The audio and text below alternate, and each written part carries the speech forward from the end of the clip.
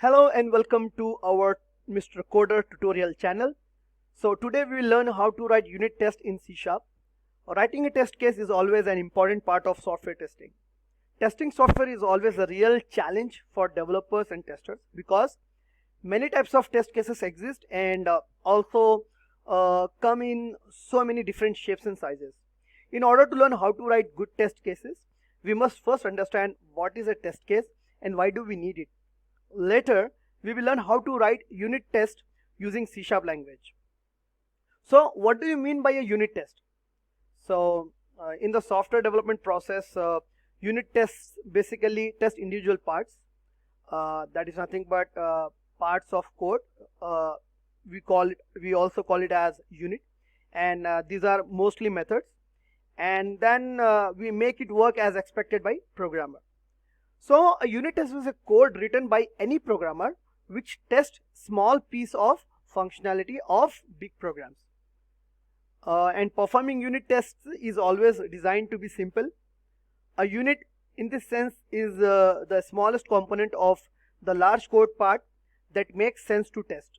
Mainly a method out of many methods of some class. Okay, so generally the test cases are written in the form of functions that will evaluate and determine whether a return value after performing unit test is equals to the value you were expecting when you wrote the function. The main objective in unit testing is to isolate a unit part of code and validate its to correctness and reliable. So why do we need unit tests? So one of the most valuable benefits of unit test is for development is that it may give you positive confidence that your code will work as you have expected it to work in your development process.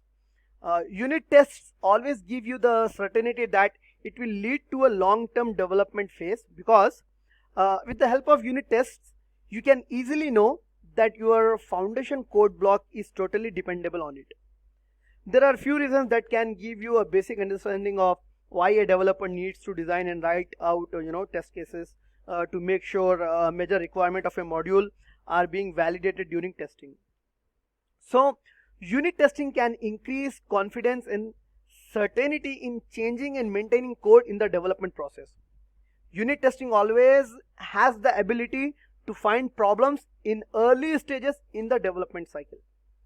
Codes are more reusable, reliable and clean, and development becomes faster. It will be easy to automate. So let us start the show and create our first unit test. So the unit tests are quite easy to use. Okay, so let it be very clear that unit tests are quite easy to use. Unit testing is a way, or you can say that a process with the help of this a programmer can make themselves sure that their code that is written is fully functional, clean, reliable, and will definitely work the same way as it is supposed to work. Okay, one of the fundamental principles of adopting unit testing is to follow a test driven development approach where we have to write test cases first and then write the simple code that will make the test pass. Okay, and here we are going to follow just the opposite approach to make you learn how to write and test code first with a simple example, and then later we will discuss about test driven development concept. We will write simple code first and then create the unit test based on the possible situation. So as we discussed earlier, we can also write tests first and then write the code that will make the test pass. It depends upon individuals what and which one of the ways they love to follow the test code. So let's go and create a simple program. So here what we'll do is we'll go to file, we'll click on new, we'll click on project, and then here let us search for console application. So I'll be selecting a console application. click on next, and then I'm giving here name as basic, or let's say learn unit test project. Okay, I'm just giving some name, and let me just save it into some drive here. So I'll go to F drive, I'll create one folder here, and let us give unit test project. Okay, and just select that one, select. Okay, so I'm just creating it and click on next. Here I'm just going with the default option as .NET 5 framework, create. Okay, so our project got created here. If you just go and check the solution explorer, yes, there is one project here. Okay, what I'll do is right click and let us add one class here. Add class, and I'll give the class name as let's say basic max, basic maths, enter.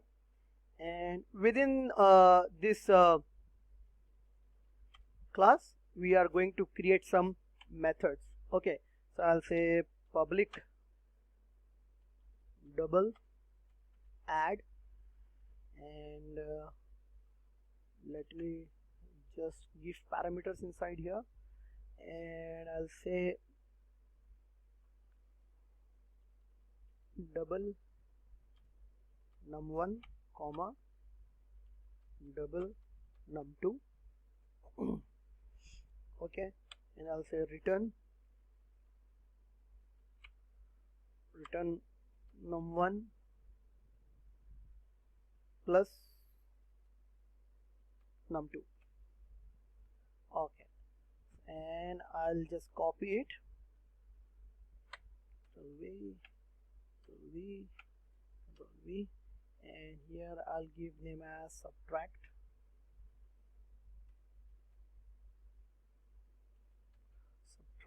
And here I'll say minus. Here I'll say divide, divide, and here I'll divide, and here I'll say multiply, and here I'll multiply. Okay, so we have, let me just make it little bigger.